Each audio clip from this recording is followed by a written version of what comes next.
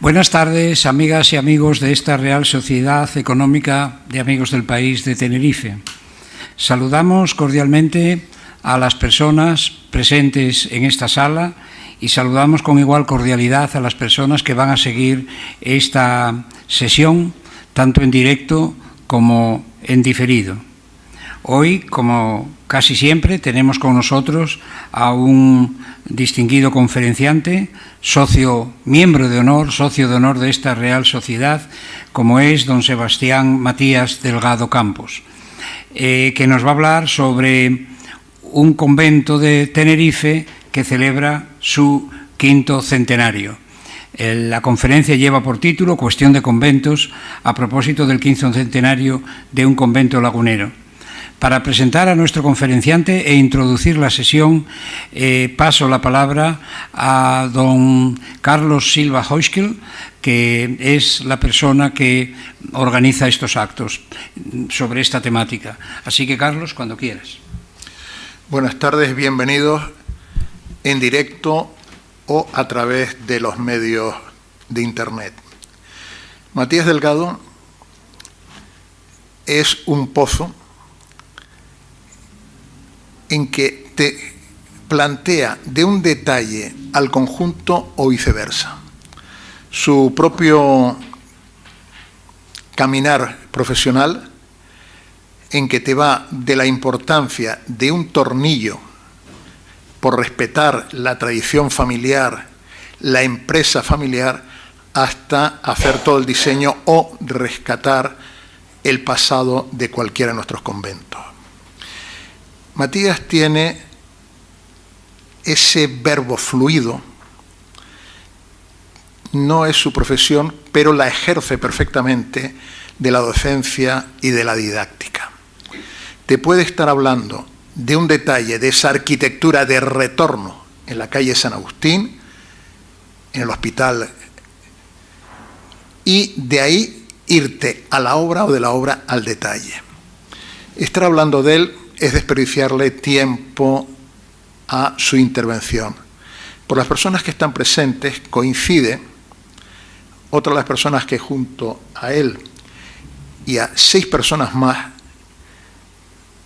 firmando documentos de petición a la alcaldía tenían tal peso y tal crédito profesional que salvaron las Ramblas cuando se pretendía que para mayor fluidez la parte central, el gran corazón de las Ramblas, se pusieran carriles. Es decir, su palabra incita al conocimiento, nos hace el rescate y sobre todo es la comunicación, de ahí hasta el acierto de la propia intervención. Serán no periódicas un rescate y un encuentro con los conventos. Nos hablará de unos, pero al hablarnos de las órdenes, nos introduce en el pasado con una fluidez que, ya que tiene la palabra, lo viviremos en directo.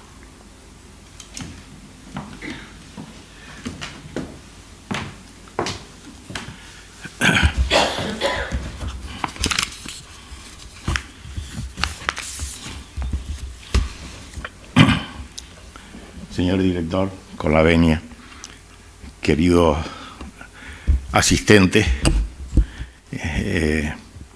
la verdad es que en cierto modo me emociona estar aquí porque hacía mucho tiempo que no me ocupaba yo de esta sociedad de la que no soy socio de honor, sino de mérito. Pero en fin, Carlos Silva, que tiene la virtud de enrollar a la gente en sus temas, me cogió para este tema de conventos, que es un tema que me es especialmente querido, porque, bueno, pues una vez en mi vida profesional me encargaron rehabilitar un convento y dije, bueno, voy a estudiarme los conventos. Y resulta que el estudio de los conventos, del tema de los conventos en Canarias, es verdaderamente importante y desgraciadamente no le hemos dedicado la atención que merecen ni el estudio profundo que se necesita. Solamente Manolo Hernández en el tema de los conventos de la Orotava, aquí se me fue para atrás, ha profundizado algo más sobre el significado de los conventos. Aprovecho para decir que la palabra convento, en fin, la estoy utilizando de la manera que se utiliza en Andalucía, pero por ejemplo en el caso de las fundaciones religiosas femeninas, todas eran religiosas de clausura y por consiguiente no eran conventos sino monasterios. Lo que pasa es que aquí hablamos del convento de las Claras, el convento de las Catalinas, el convento, en fin. O sea que ella esa salvedad, por eso pongo conventos en general. Bien, pues es sabido que en Canarias, que se conquista durante el siglo XV, hay, en fin, pocas posibilidades a partir de ese momento de empezar a hacer conventos porque la sociedad nueva está empezando a llegar recursos. Realmente, en el momento de la exclaustración sobre la 1836, desde 1402, hay 62 fundaciones religiosas nada menos. 4 fueron en el siglo XV, 16 en el XVI, 34 en el XVII, que es el siglo de oro, y 8 en el XVIII. Hay que darse cuenta que la protesta de Lutero se produce en el siglo XVI y que como respuesta a ello surge el Concilio de Trento y a partir de ahí hay una efervescencia de la vida religiosa extraordinaria, que es lo que justifica que sobre todo en el XVII se va a producir esa eclosión. De esas 62 fundaciones, 41 son conventos propiamente dichos, 15 son monasterios, 3 son colegios y 3 fueron hospicios. Naturalmente, en la distribución por islas, las islas de señorío tienen muy pocas fundaciones religiosas porque no había propietarios suficientes para mantener las fundaciones religiosas. Y entonces, de esas 62, solamente 6 se producen en islas de señorío, mientras que los 58 restantes se producen en las islas realengas.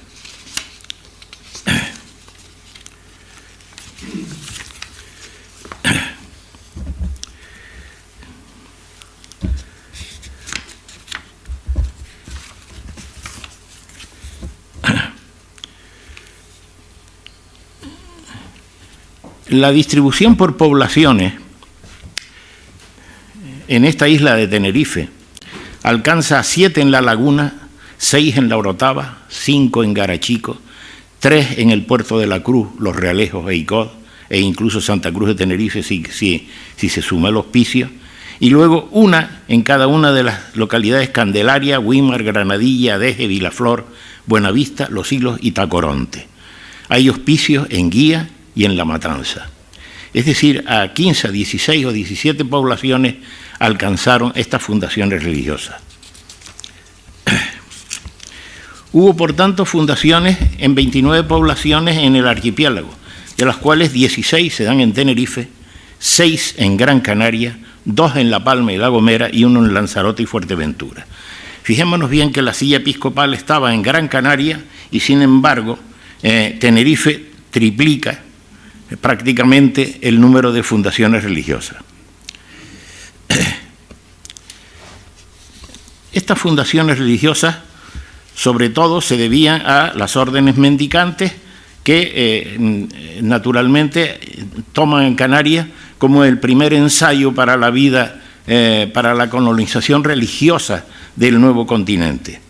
Asombra saber que, por ejemplo, hemos dicho que tenían 68 fundaciones en una población a finales del 18 que no llegaba a 200.000 habitantes, lo cual supone una concentración que yo no sé si Sevilla alcanza esto. Es verdaderamente sorprendente pensar que una población tan pequeña podía mantener todas estas fundaciones religiosas.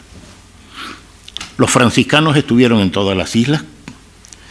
Los dominicos no estuvieron ni en El Hierro ni en Fuerteventura, y los agustinos, asombrosamente, prácticamente se casaron con Tenerife, porque de sus 9 fundaciones, 10 con el hospicio, salvo una que está en Las Palmas de Gran Canaria, todas las demás están en Tenerife.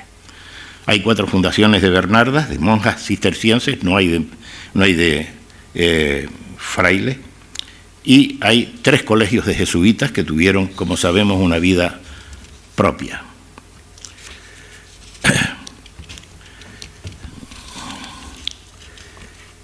asombrosamente, Tenerife da el 64,52% de todas las fundaciones. Es decir, Tenerife solo tiene prácticamente el doble que todas las demás sumadas. El 61% de los conventos, los 2/3 de los monasterios, los 2/3 de los colegios y la totalidad de los hospicios.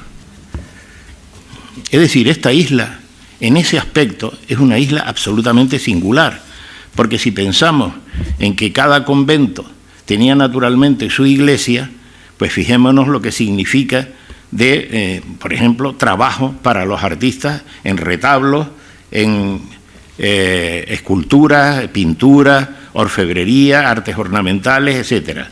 Es decir, además de eso, es que aquí había 3,5 veces más clérigos, por ejemplo, que en Gran Canaria, donde estaba la silla episcopal. Y eso significa que la sociedad de Tenerife era capaz de mantener toda esa carga de conventos, cosa que no ocurría en las otras islas. Ese tema del análisis de la trascendencia económica de los conventos no ha sido estudiado como se debiera. Se ha estudiado mucho pues, la arquitectura de los edificios, el patrimonio religioso, pero hay dos aspectos, uno de ellos es el económico, y el otro es el cultural, porque donde quiera que llegaban los monjes o los frailes, no llegaban solo los rezos, llegaban también las letras.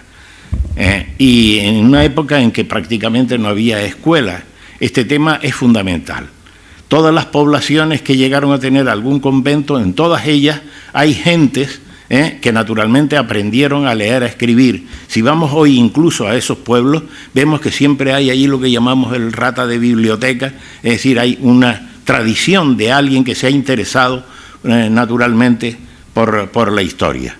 Y esto significa que el nivel cultural de esta isla probablemente llegó a ser superior al de todas las demás, precisamente por esta ampliación o distribución de lo religioso. Y este aspecto del tipo cultural o intelectual es particularmente notorio. Como un dato curioso, en el siglo XVII, monjas, en La Laguna el convento de las Claras llegó a tener 150. El de las Dominicas llegó a tener 100. En La Orotava, las franciscanas, las clarisas, donde hoy está el ayuntamiento, eran 70. En Tenerife en general, en Canarias en general, había aproximadamente 900 monjas, de las cuales 620 estaban en Tenerife. Naturalmente, como sabemos, en fin, es un tema que yo he pasado muy rápidamente por encima de él, pero evidentemente para los varones el estado religioso era la forma más rápida y más efectiva de progresar en la escala social. Es decir, lo que hoy podría ser a lo mejor un ingeniero informático o un ingeniero de astrofísica o cosas por el estilo de esto, en fin, en aquel momento el hijo de un herrero, de un talabartero o de cualquier menestral podía ascender a la más alta escala social si abrazaba el estado religioso y podía llegar a obispo, ¿no? En cambio, en las mujeres el tema era más complicado, porque había que dotarlas.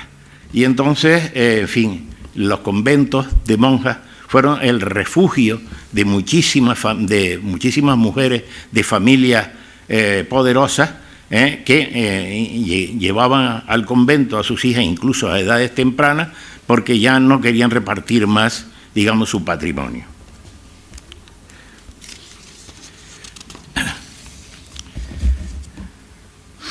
Bien, hablando ya de temas más específicamente arquitectónicos, esta diapositiva que ven ustedes es de un compañero que desgraciadamente falleció de Las Palmas, José Luis Jiménez Saavedra, y es un estudio de la ubicación de los conventos en la ciudad de Las Palmas. Como ven, los tres vértices son los tres conventos antiguos. A ver si yo... Aquí tenemos el de Santo Domingo, allí el de San Francisco y aquí el de San Agustín. Bien, si hacemos esto, el centro de gravedad, el baricentro, coincide exactamente con la Catedral de Las Palmas. Esto, en fin, ilustra acerca de que los conventos se colocaban en una situación estratégica de cara a no competir con las parroquias, pero sí a tirar de ellas. Es decir, la instalación de los conventos se produce casi siempre en situaciones topográficas, digamos, significadas, o altas, o, aunque sea bajas, situadas en algún lado especial. Y siempre procuran no estar juntos, sino separados, y el efecto que tienen sobre el tejido urbano es que tiran de él hacia afuera y generan sus propios barrios. Esto, por ejemplo, en Santa Cruz, el barrio de Vilaflor, es una digamos, consecuencia del convento dominico. Y, por ejemplo, el Toscal, pues parte también del convento franciscano. Bien, en La Laguna tenemos aquí el triángulo de los conventos, tenemos aquí el de San Agustín, aquí el de Santo Domingo y allí el de los franciscanos del Cristo. Como vemos aquí, La Laguna tiene una particularidad y es que tiene dos parroquias, y además dos parroquias que compiten, y una de ellas es la, digamos, apetecida por adelantado. Es curioso porque el convento agustino está como a medio camino entre la Concepción y los Remedios, que es la catedral. Y si unimos a los agustinos con los dominicos, pasamos exactamente por la catedral. Pero como vemos, hay siempre en el mapa de La Laguna una, digamos, forma triangular que se debe fundamentalmente a la posición de los conventos. En este plano del prebendado Pereira Pacheco tenemos los conventos de La Laguna, a excepción naturalmente del de San Diego del Monte y del de las Catalinas, pero están los demás, es lo importante porque coincide más o menos con la época de la exclaustración.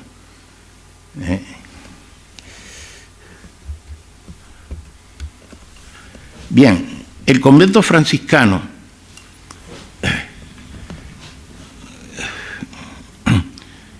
que es este principio, quizá debería decirle algo, que los conventos de varones, aparte de que se sitúan a una distancia estratégica de la parroquia y generan ese efecto, son los edificios de mayor envergadura del tejido urbano, porque aglomeran una iglesia y una residencia colectiva, que en algunos casos hubo conventos de 40, 50, 60 monjes. Exacto. Mientras que el caso de los monasterios no estaban en el exterior, sino procuraban estar en medio, porque claro, como las monjas no podían salir, lo que interesaba es que las procesiones pudieran entrar en los conventos, y las procesiones, ya veremos luego que por dónde entraban, etcétera.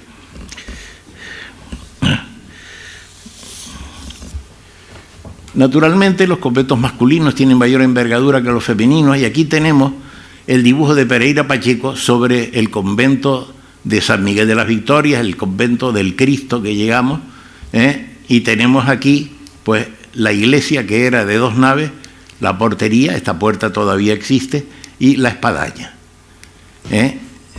Desgraciadamente, este convento sufrió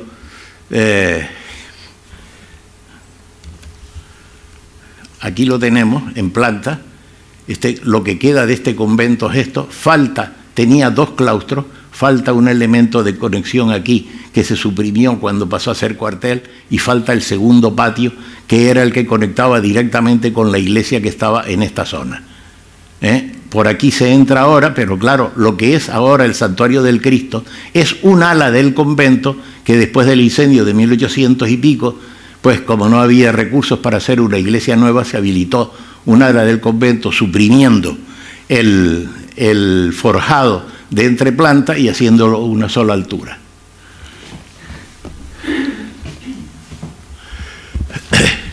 Los conventos no tenían normalmente torres, tenían espadañas. La espadaña es un campanario de menor entidad, por consiguiente su alcance, incluso sonoro, es para una vecindad más próxima. No así el de las parroquias. El de las parroquias tiene que ser normalmente una torre que es mucho más alta y que tiene una mayor envergadura para llegar con su sonido, digamos, a toda la parroquia, ¿no? Es curioso porque las espadañas nunca están en lo que es la iglesia. Están junto a ella, pero en lo que es convento, Claro, hoy el Santuario del Cristo se entra por aquí, pero realmente eso era un ala del convento. La iglesia empezaba de aquí para allá. Y la espadaña está fuera, porque la espadaña es para regular no solo la vida religiosa del culto, sino también la vida religiosa de los monjes, ¿no?, de los frailes. Esa organización tradicional de las espadañas, de 3 huecos, se repite con cierta insistencia. Bien, esta diapositiva debía estar al revés, lo de arriba para abajo y lo de abajo para arriba, pero bueno, ya ven ustedes aquí, esta es la calle San Agustín, esta es la iglesia de San Agustín después del incendio, y aquí tenemos lo que fue el convento, que tiene varios patios. Un tema importante, lo vimos en el convento anterior y lo vemos en este, es que en estos conventos de cierta envergadura, se da también en la Orotava, la iglesia y lo que es la zona, digamos, residencia, no está integrada en la residencia, sino está como formando un ángulo, lo que llamamos un compás de entrada, de manera que tenemos el templo por un lado y lo que es el campanile por otro.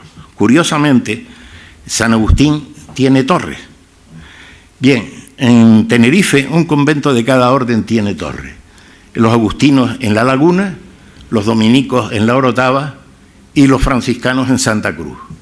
Pero ojo, en los pleitos históricos entre el clero regular y el clero secular debía estar siempre por encima. De manera que si estos conventos tienen torre, la torre de la parroquia siempre va a tener más envergadura que la torre del convento, en el sitio donde nos colocamos. Y también ocurrirá eso con los templos. El templo conventual nunca va a ser mayor que el templo parroquial. El templo parroquial debe ser más grande, situado en ese lugar, claro, porque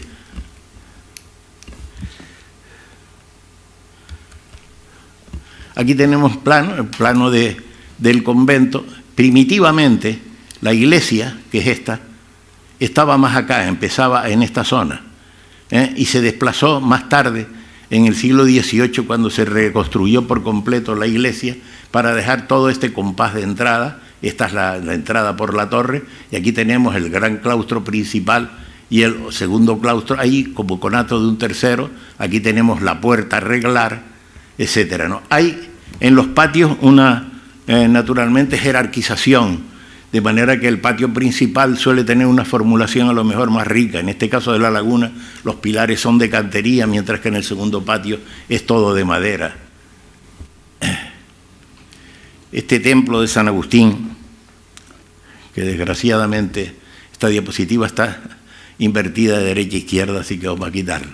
Aquí tenemos la torre de este convento de San Agustín, que tiene una coronación muy especial, el escudo de la Orden Agustina, el letrero Instituto de Canarias como fue, la aparición del balcón como una forma de integrar la arquitectura religiosa en la arquitectura urbana, porque ¿quién se asomaba a este balcón y para qué? Es importante saber que los agustinos fueron los más refinados en su arquitectura.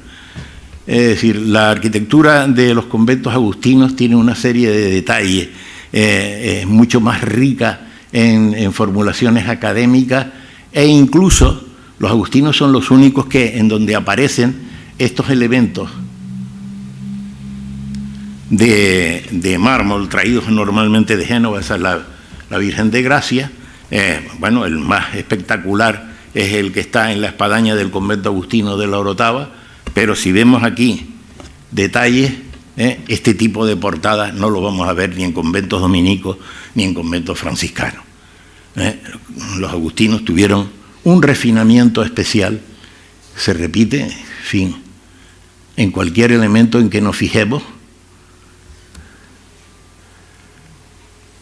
Este convento, desgraciadamente, era la iglesia conventual más airosa que teníamos en Canarias, y desapareció en el incendio y todavía no se ha hecho nada con ella, ¿no? Quizá lo más interesante hubiera sido reconstruirla, aunque se hubiera dedicado a otra función, ¿no? Los escudos de las familias protectoras, que aparecen también aquí y no aparecen prácticamente en casi ninguna otra iglesia. Este arco de la puerta traviesa tiene una formulación especial. O sea, son pequeños detalles que revelan que los agustinos se quedaron fundamentalmente con Tenerife. Esta es la iglesia, el interior magnífico con unos pilares, con una formulación que tenían el tambor bajo en un octógono y luego salía el pilar circular hacia arriba. Es interesante ver, por ejemplo, el ventanal de coro. Los oficios de coro, tanto de los dominicos como sobre todo los agustinos, eran más esplendorosos. Si ven ustedes una iglesia franciscana, verán que el ventanal de coro prácticamente es una cosa pequeña, porque el oficio de coro de los franciscanos no tenía una especial trascendencia. Pero aquí la arquitectura acusa esa esplendidez del oficio divino. Y hay que decir que a estos coros, que están situados siempre en la parte posterior de la iglesia, como es lógico, no se accede desde la iglesia, se accede desde el convento, de la segunda planta del convento, de la zona residencial, porque naturalmente eran los frailes los que asistían al coro, no los fieles. Y esto permite una cuestión interesante en la organización de las iglesias de los conventos, y es que permiten eje procesional. Es decir, tiene puerta a los pies de la nave. Por ejemplo, aquí en La Laguna es muy fácil comprobar. Si yo digo, ¿cuál es la fachada de la iglesia de la Concepción? ¿Cuál es? ¿Cuál es? Tenemos una puerta traviesa, pero no tenemos una fachada a los pies. A los pies de la nave lo que está es el coro. Estaba, porque lo han cambiado. Pero normalmente era así, y eso pasa en Santa Catalina de Tacoronte o en la Concepción de Santa Cruz. Pasaba también en cierto modo eso, a San Marcos de Icó, etcétera, etcétera, la iglesia del Puerto de la Cruz, la Peña de Francia, etcétera. Pero en las iglesias conventuales hay eje procesional, entre otras cosas porque los conventos fueron los que prodigaron con cierta insistencia el culto de las procesiones. Y ahí, por ejemplo, en la Semana Santa de Canarias no se podría entender sin la aportación de las fundaciones religiosas.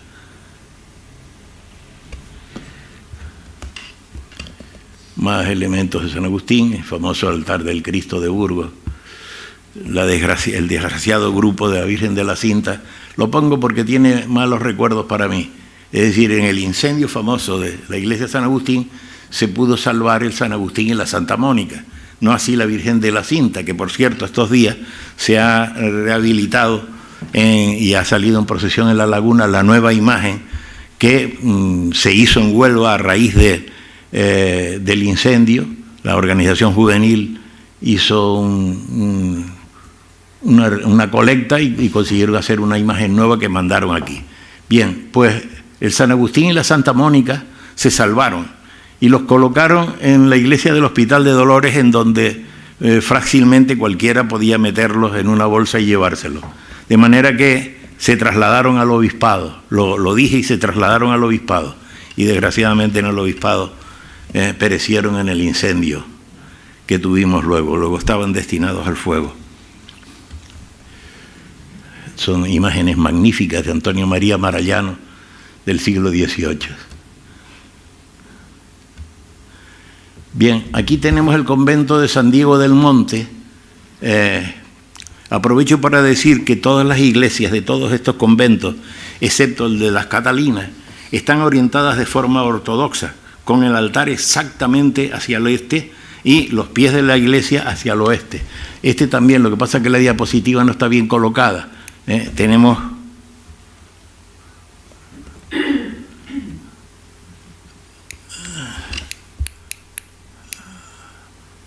esta es la iglesia y esto es lo que fue convento. Es claro, es una construcción de la que nos queda la iglesia, con ese ventanal arriba, etcétera. El piso de la iglesia fue bajado para darle mayor altura por dentro. Fue una fundación de Juan de Ayala, muy discutida, que la dejó para los franciscanos, pero que luego se perdió. Este señor no se sabe dónde se fue, y le reclamaron los dominicos, hubo pleito, al final los franciscanos se hicieron con ella, y aquí profesó el famoso Icodense, que se considera beato. Bien, convento de monjas, Las Claras. Aquí tenemos el convento de Las Claras. Es interesante saber que, claro, esto está metido ya dentro del tejido urbano, rodeado tal, pero los conventos no se colocaban de cualquier manera, incluso este. Si ustedes se colocan en la acera del Palacio Nava y miran hacia el Cristo por la calle del Agua, verán que en el convento de Las Claras, que es este, aquí a esta altura, tiene una ligerísima desviación. Es decir, es un recurso óptico que se emplea. Las calles de la laguna no son rectas. Las calles de la laguna, aunque uno tiende a recordarlas rectas, no hay ni una recta, todas son curvas, y eso tiene un sentido extraordinario, porque así el peatón domina en todo momento la escena urbana, no se siente desamparado.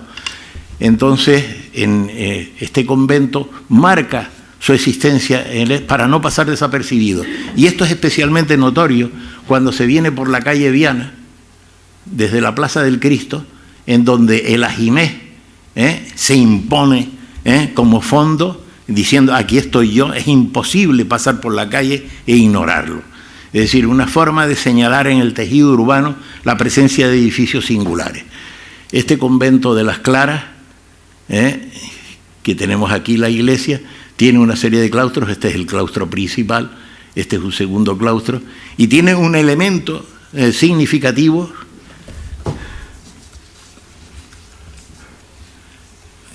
que es este de aquí, que veremos luego, que es el beaterio. Bien, aquí tenemos la organización típica de un convento de monjas. La iglesia de un convento de monjas, así como las de los de frailes, tienen eje procesional, las de monjas no tienen eje procesional. Están acostadas en un lado de la manzana y tienen dos puertas de igual envergadura, porque las procesiones entraban por una y salían por la otra. Entraban por la puerta más próxima al coro, al presbiterio, y se dirigían hasta el coro y luego salían por esa puerta del coro. El coro naturalmente está situado a los pies del templo y tiene coro bajo, coro alto. El coro bajo se utilizaba para ir a comulgar, el coro alto con la sillería y tal, y al final el ajimé en la parte alta, ¿no? El mirador. Es impresionante ese esquinazo, con esos lienzos de pared tan enteros. Los ventanales del coro alto. Ahí tenemos el contrafuerte que separa la nave de la capilla mayor. Naturalmente, la capilla mayor en todos estos edificios religiosos está resaltada sobre la de la nave.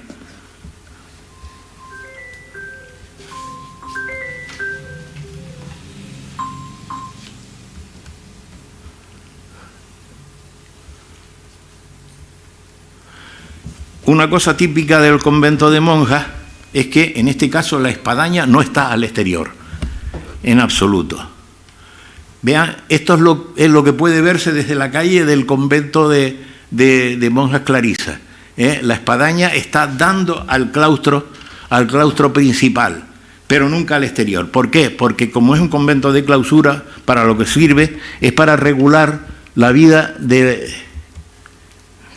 Perdón. No, porque no.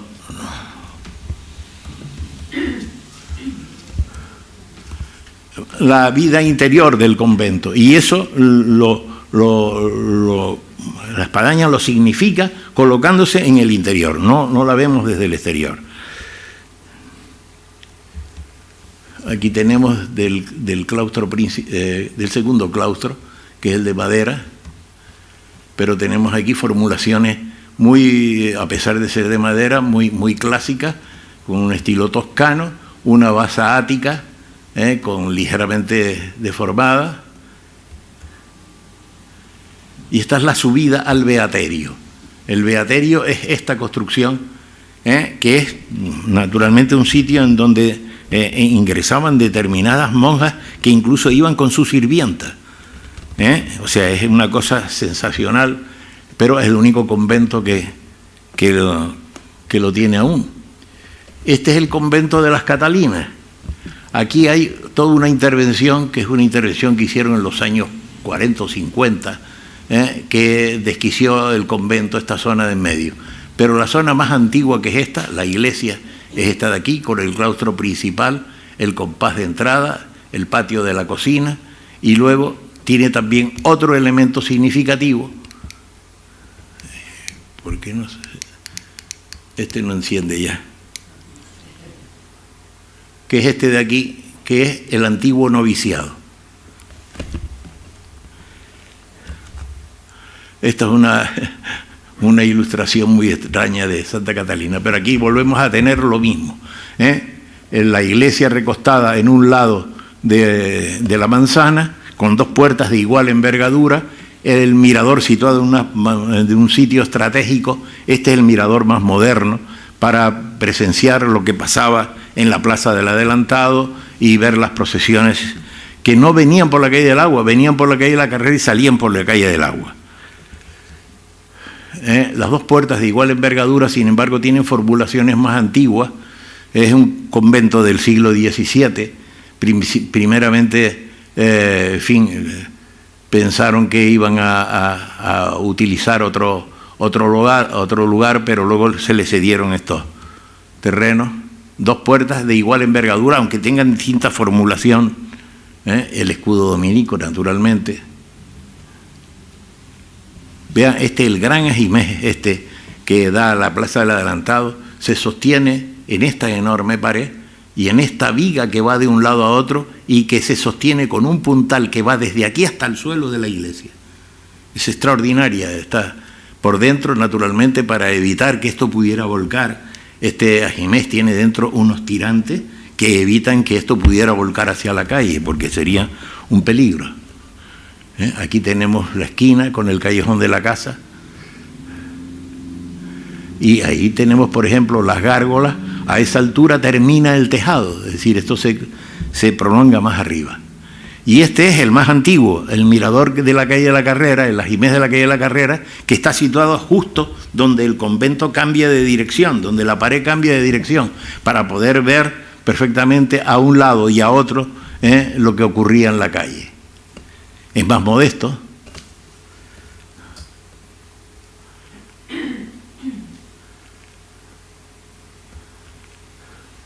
Tienen unos elementos para mirar desde arriba y para tirar flores.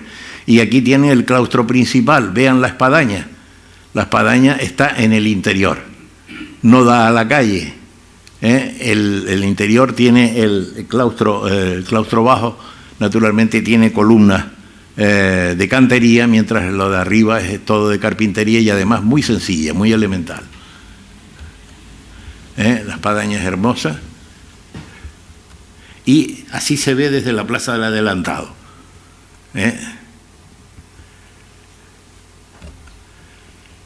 Este es el lado más rico del patio, en la zona que tiene tres. La parte de arriba tiene dos zonas muy diferenciadas, una que va de aquí a allí y la otra que empieza ahí y va al otro lado, que es posterior. Pero en fin, el uso de la madera es importantísimo en toda nuestra arquitectura tradicional, como vemos, ¿no? Una cosa interesante es que lo que diferencia el patio el claustro de un convento del de una casa particular es que los lados del patio tienen todos igual envergadura, igual ancho.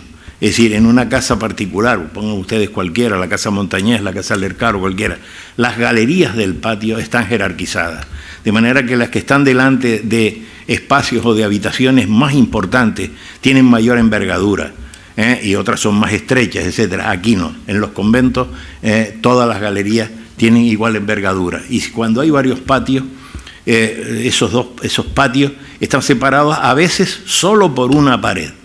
En otras ocasiones hay una crujía en medio, pero en muchos, por ejemplo, en Garachico, pueden verlo ustedes, en el convento franciscano de Garachico, o por lo menos aquí el de La Laguna también era así, etcétera. Es una pared la que separa.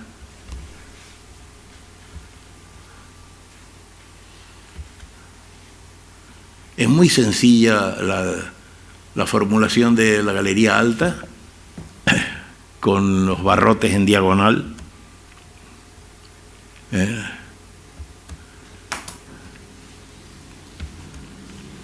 Esto, en uno de los lados del patio, hay estos elementos que algunos consideran los testimonios más antiguos de este edificio, que pudieran ser de cuando en este lugar estaban las casas del adelantado. Quizá eso es mucho decir, pero llama la atención cómo esta gente nuestra se tomaba unas libertades extraordinarias. Veamos de qué manera está encajada esa ventana en ese arco, o se formula aquí una destiladera. Detrás hay un hermoso vernegal, por cierto.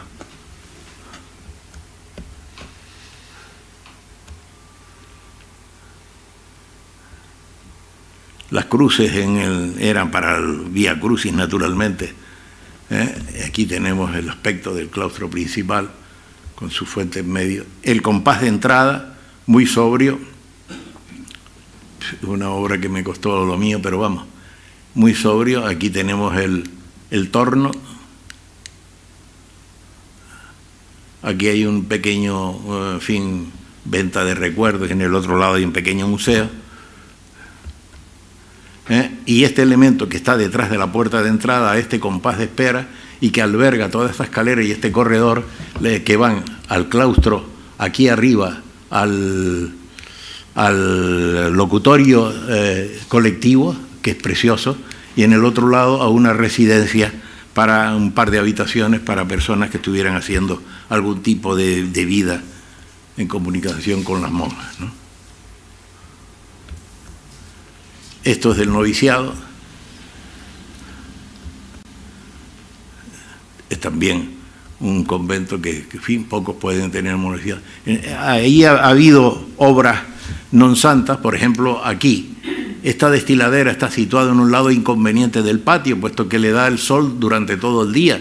Debía estar en el ángulo de enfrente, pero en algún momento lo pusieron ahí, le hicieron su pie derecho y lo colocaron además delante de la escalera. Y bueno, pues ahí lo hemos respetado en la restauración, pero no es ortodoxa su colocación, ¿no? Debía haber estado en ese ángulo de ahí. No sé, está fallando ya.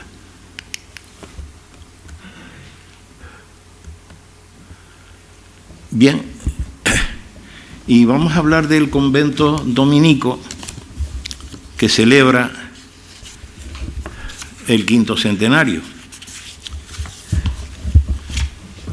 En principio, esta es la plaza del adelantado. En principio, la ermita de San Miguel estaba no exactamente ahí, sino un poquito más adentro, cuando en el plano de Torriani puede localizarse perfectamente, y se dio a los frailes esa ermita en 1522 para que fundaran el convento dominico. Estuvieron allí como 5 años sin llegar a formular exactamente un convento, y se desengañaron de eso y terminaron viniéndose aquí abajo, donde había una ermita de la Concepción, y allí fundaron en realidad a partir de 1527 su convento. Es curioso este tema de la Concepción, porque los dominicos, como ustedes saben, no fueron nunca propensos al dogma de la Inmaculada. El dogma de la Inmaculada es una cosa que naturalmente la apoyaron los franciscanos a partir de Don Escoto, etcétera, ¿no? Y por eso en casi todas las iglesias franciscanas las preside una Inmaculada. Pero en los conventos dominicos, en las iglesias dominicas, no verán ustedes imágenes de la Inmaculada. La tiene porque la tenía la ermita esta de la Concepción y la está guardada en la sacristía. Pero normalmente los conventos dominicos los preside la Virgen del Rosario. Bien, aquí en este convento se ve claramente. Esto ya no llega. Lo que es la iglesia y los 2 claustros. Aquí lo tenemos más claro. El claustro principal, que es el que está pegado a la iglesia, y la parte que da el amarillo. ¿Este de aquí? Sí. Ajá. Este es el que fueron los estudios de los dominicos, etcétera, ¿no?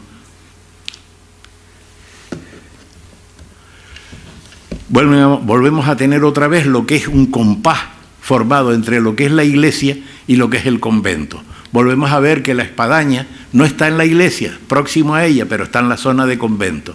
Y vemos aquí, a la izquierda, lo que fue la antigua ermita de la Concepción con su ventanal, etcétera, y ellos construyeron luego la iglesia de ellos allí, que además con planta de cruz latina. La portada de la Concepción es mucho más modesta, la de ellos tiene ya unos elementos, ahí está el escudo dominico,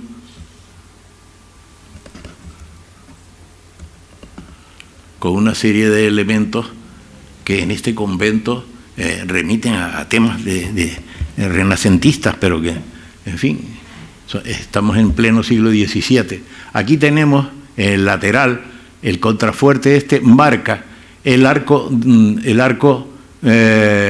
toral de la ermita de la Concepción, de manera que esto era nave, y a partir de aquí había un tramo que era donde estaba el altar.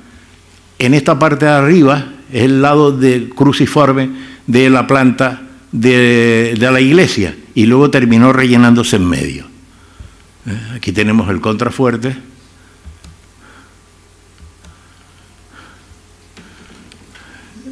La planta de cruz es esta.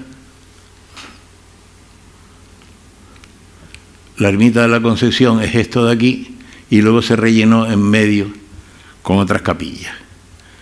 Otra vez está la espadaña, con el mismo criterio que hemos visto. Y la parte que luego se convirtió en seminario está muy, muy transformada. Es difícil porque fue incluso residencia episcopal en un determinado momento. En un determinado momento se quiso también que fuera hospital, en fin. Pero bueno, tiene elementos. La portada estas formulaciones ya remiten a finales del 18, principios del 19. Es importante dentro la escalera. Vamos a ver, en todos estos conventos, si ustedes ven, y también en las grandes casonas, en la esquina, en una de las esquinas del patio, suele estar la escalera. La escalera suele tener el techo más rico de toda la arquitectura del convento, porque la escalera en la arquitectura tradicional canaria tiene una ambivalencia muy clara. Para el que llega debe sentirse ya dentro de la casa, y en cambio para el que está en la casa debe sentirse que el otro llega desde fuera, de tal manera que la escalera termina siempre en un doble elemento, y en uno de ellos es el acceso a la escalera y el otro de ellos es un balcón. Aquí se ha perdido el antepecho original, un balcón que permite asomarse a la escalera y recibir al que llega. Claro, aquí las transformaciones no nos permiten ver, este es el techo tal como se ha reconstruido, pero ha perdido el artesonado artístico, un techo chavado, lógicamente, más rico que ninguno de los de la iglesia, ¿no? Aquí tenemos una planta, por ejemplo, aquí se ve claramente lo que era la ermita de la Concepción, el presbiterio, la nave, la planta de cruz latina que llegaba aquí, y luego una capilla que rellena el espacio. También aquí se da que en el claustro principal los soportes de la planta baja son de cantería, mientras que en la planta alta son de madera, naturalmente.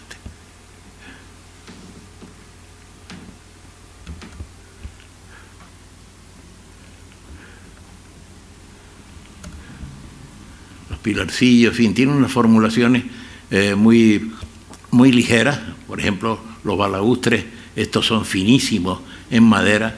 Uno piensa, si un balaustre de estos hubiera que haberlo hecho, por ejemplo, en cantería, tendrían como 3 o 4 veces la dimensión de ancho, ¿no?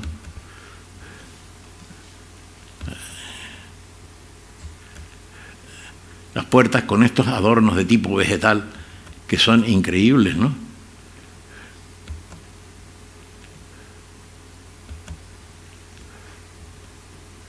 Bien, y el último de los conventos, que no está el convento, es este en donde estamos, la fundación de los jesuitas. Aquí tenemos claramente este ángulo, la calle San Agustín, y este ángulo Tavares de Cala. Perdón.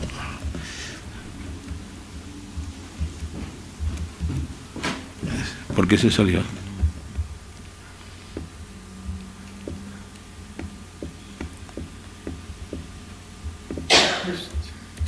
Ahí. Sí, para ponerlo aquí porque se puede en el streaming. Ahí. Aquí tenemos lo que está construido. Nosotros ahora mismo estamos en este ala, y esta es el ala que da a la calle San Agustín. Naturalmente el convento pensaba naturalmente tener aquí la iglesia, de hecho incluso hacia Alcázar les dio unos terrenos y tal, pero vino la expulsión de los jesuitas y este colegio de la Inmaculada de la Laguna, que era el tercero de los jesuitas, porque los jesuitas habían hecho en 1690 el convento de San Luis Gonzaga de la Orotava y en 1695 el de Borja, de San Francisco de Borja de Las Palmas, y este que era el último, pues prácticamente empieza en el 37 y el año 67 con la expulsión desaparece y no termina de consolidarse este edificio. Bien, yo quería destacar ahora como terminación la importancia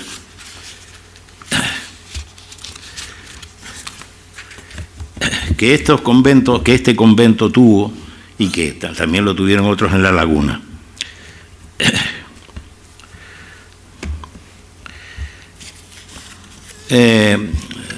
Y voy a leerle las cosas que dice Viera y Clavijo sobre esto. Dice aquí, 5 años se mantuvieron en la ermita los religiosos, se refieren a la ermita de San Miguel primitivo, hasta que se trataron en 1527 a la de la Concepción.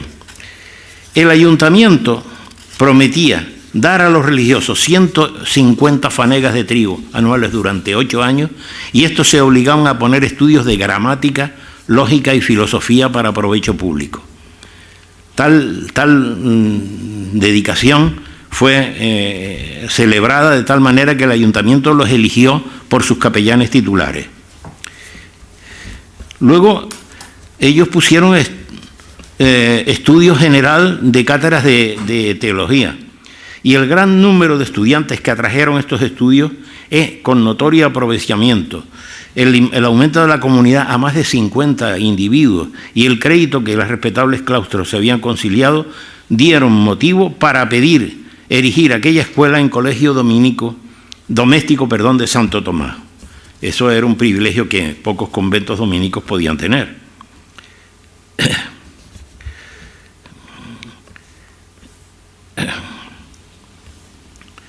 El 24 de diciembre de 1663 le concedió todas las gracias, privilegios y honores que gozan los demás colegios de la religión dominicana.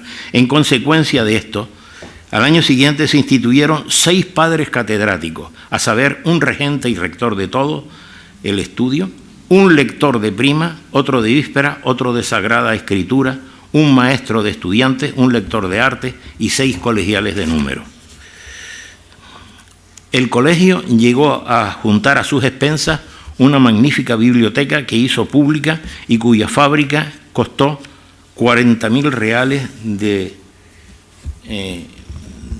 lo que se circulaban en nuestra isla, cualidades real de Bellón.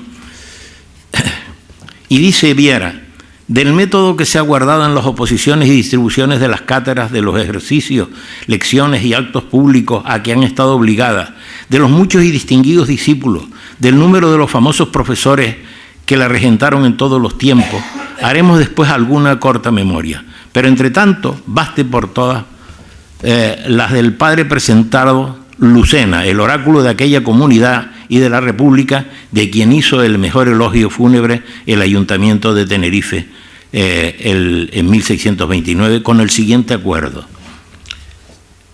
El padre presentado y maestro Fray Antonio de Lucena ocupó en la predicación y en regentar las cátedras de teología con grande fruto y provecho de religiosos e hijos de vecinos, y siendo ejemplo de buena vida y religión, y en todas las ocasiones de pesadumbres y diferencias o justicias que se hacían y pretendían hacer contra delincuentes, era el mediador por su mucha cristiandad, autoridad y letras, y es justo se premie esto con alguna parte de lo mucho que merece y que la ciudad le haga algunos sufragios de demostración de lo mucho que lo estima. No sería mal que en esta fecha del 5º centenario, en esta época, pues se colocara alguna lápida en recuerdo de este hombre que, en fin, que fue maestro y ejemplar. Este apostólico varón, dice, lustre de la isla de Tenerife, por su virtud y grandes letras, honró la ciudad en su muerte. Digo esto porque, naturalmente, estaríamos aquí nombrando los pleitos entre agustinos y dominicos por los estudios, es decir, las preeminencias. Hay toda una serie de privilegios, es decir, los agustinos reclamaban la cátedra de gramática porque era más antigua en ellos, y los dominicos le ponían un pleito y al final pues se resolvía de una manera o de otra. Pero estos enormes estudios, los agustinos también tuvieron una magnífica biblioteca, y posteriormente, cuando llegan los jesuitas, también se dedican a la ilustración. Es decir, me pregunto qué le debe esta ciudad desde el punto de vista de la formación académica y de la formación intelectual a toda esta gente. No en vano aquí esta Sociedad Económica de Amigos del País, la Ilustración, etcétera, hicieron caldo de cultivo en un tejido urbano en donde había una clase social alta, por supuesto, porque eran los que tenían dinero para estos colegios, pero que estaba preparada, como muy pocas en Canarias, para descollar desde el punto de vista académico.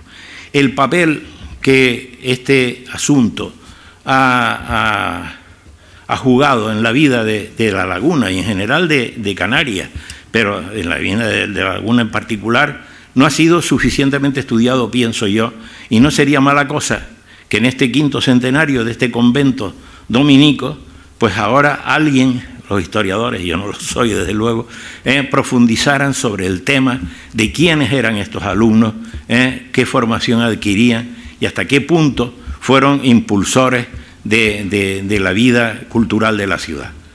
Bien, yo lo voy a dejar aquí porque me parece que me he extendido demasiado. Muchas gracias.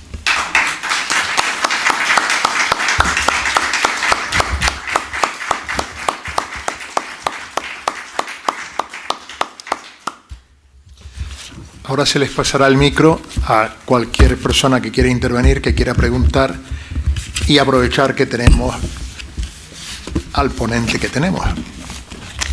¿Alguien interviene? Mientras, y como adelantó el ponente, mi tendencia a comprometer a personas, en la primera intervención en que nos explicita la cantidad de diferentes órdenes que tenemos en Tenerife, se entiende, cuando ya era evidente e inevitable el obispado en Tenerife, que el de Canarias apoyara que estuviera en Santa Cruz y no en La Laguna. Y tal vez, como tenemos la suerte que nos acompaña el cronista oficial de Santa Cruz, cuando está buscando documentos, igual encuentra algo de esos documentos en el ayuntamiento o historiadores que lo busquen. Pero es evidente porque no querían que un sitio que ya tenía más poder, pues tuviera también el obispado. En las cuestiones que apuntabas de los balcones, en las instituciones masculinas era un puente hacia lo civil. En la Jimez, en la femenina, se importa, coge aquí algún acento. Bueno, el Ajimé es una perfecta adaptación de nuestra arquitectura tradicional. Naturalmente tiene muchísimo de la arquitectura árabe, sobre todo Baja Andalucía, etcétera, ¿no? Y el tema de el Ajimé está con una celosía, etcétera, se adapta perfectamente a algo que, digamos, en el palacio, en la habitación del musulmán, hasta en eso hemos heredado nosotros las características. Las iglesias nuestras son muy sobrias por fuera, muchas de ellas no tienen fachada. Otra cosa es la influencia en las palmas de la catedral que hace que muchas quieran tener fachada, pero en Tenerife incluso las iglesias más más importantes históricamente, no tienen realmente fachadas, sino un exterior muy modesto, y en cambio el interior es muy rico, ¿no? Bueno, pues el Ajimez es una perfecta adaptación en donde las esposas del Señor pueden mirar sin ser miradas, sin ser vistas, igual que la esposa del musulmán en el harén. Y esa adaptación de ese elemento de la arquitectura musulmana a la arquitectura religiosa es perfecta. Es perfecta. ¿Intervenciones?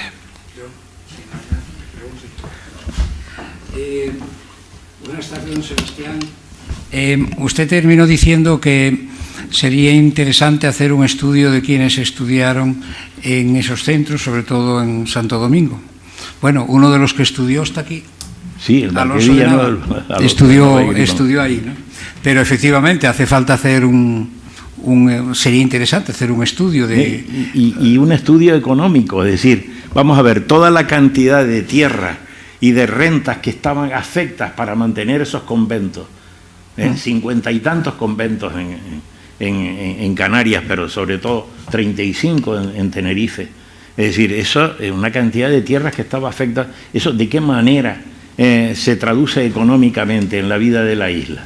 Es decir, esas cosas quizás, creo yo, no han sido estudiadas a fondo como se debiera, porque, o sea, la influencia de los conventos se ha analizado exclusivamente desde el punto de vista de lo religioso y del patrimonio histórico-artístico, pero no la trascendencia social, en este caso, de la que yo he querido llamar hoy la atención sobre el tema educativo, sobre el tema de la formación, y en el tema económico, ¿no? Es decir, la supresión de los conventos da lugar luego a una cosa completamente diferente, pero hasta ese momento, sin los conventos, no es posible hallar una clase preparada que sepa leer y escribir, ¿no? Y otras dos cuestiones. Santa María de Gracia no fue un convento, porque ahí hubo monjas también. Que yo sepa, Santa María de Gracia fue una ermita que mandó a hacer el adelantado en Acción de Gracias por haber obtenido allí una... Yo creo que la implantación de monjas allí es moderna, no es una implantación histórica. Es decir, las oblatas, por ejemplo, que estuvieron allí, eso es muy moderno. O sea, históricamente allí, que yo sepa, no hubo conventos, no hubo ninguna fundación religiosa, ¿no? Y la otra y última cuestión por mi parte. ¿Qué piensa usted de esa torre que está junto al seminario de piedra rojiza, que tiene una hermana, ¿dónde es? En Buenavista, en Los Silos, ¿no? En el norte. Francamente, ¿qué pinta ahí esa torre? Vamos a ver, las dos tienen el mismo origen porque son los mismos compañeros los que han actuado en un caso con el otro. Lo que han querido ellos es eliminar el conflicto del edificio antiguo, llevándose a un elemento nuevo, el tema de comunicaciones verticales, la escalera y tal, y qué sé yo. Lo que ocurre es que, claro, al hacer en un volumen tan importante, han terminado por, digamos, disfrazar el paisaje de una manera importante. Es decir, es una lucha permanente que es muy difícil incluso de mantener. Si debemos llevarnos todos los problemas de tipo funcional que nos plantea la adecuación actual de uno de estos edificios a un elemento extraño que se vea como un añadido. Particularmente a mí no me gusta, pero vamos, entiendo que lo han hecho con esa idea, y en ese punto de vista pues ellos cuestionan su solución. Yo no es que defienda que se tire esa torre, pero hemos visto cómo en la Plaza del Adelantado han tirado el antiguo edificio de los juzgados sobre la base de que era pseudo canario, y sin embargo ahí no lo han hecho, ¿no? Pero bueno, no defiendo que se tire una vez que ya han gastado el dinero en hacerlo. El edificio de los juzgados ni siquiera era pseudo canario, ¿no? En fin, tenía una serie de dudas y tal. Pero lo que pasa es que lo que lo ha sustituido a lo mejor no es muy afortunado, sobre todo volumétricamente, ¿no? En cambio, por ejemplo, ya que hablamos de la Plaza del Adelantado, tenemos la ermita de San Miguel, sí, en donde se le ha suprimido la escalinata exterior que daba a la plaza, que tenía una escalinata, y se la ha metido dentro, con lo cual para entrar a la iglesia hay que subir dentro una serie de escalones, Sí. eso es un disparate. Y claro, al hacer eso así, la puerta de madera se ha desquiciado por completo de proporciones.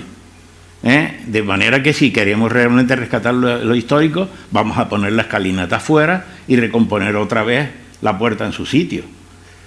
Pero, en fin, y sin embargo esto no se ha hecho. Al lado estaba también el mercado que diseñó el arquitecto Tomás Machado, que curiosamente tenía un ajimez. Sí. Pero ¿quién se asomaba a aquel ajimez? Fue un deseo de mimetizar con la arquitectura tradicional, pero es introducir un elemento absurdo que funcionalmente no tenía sentido en un mercado. Pero En todo caso, ha sido una magnífica conferencia. Muchas gracias. bueno, muchas gracias.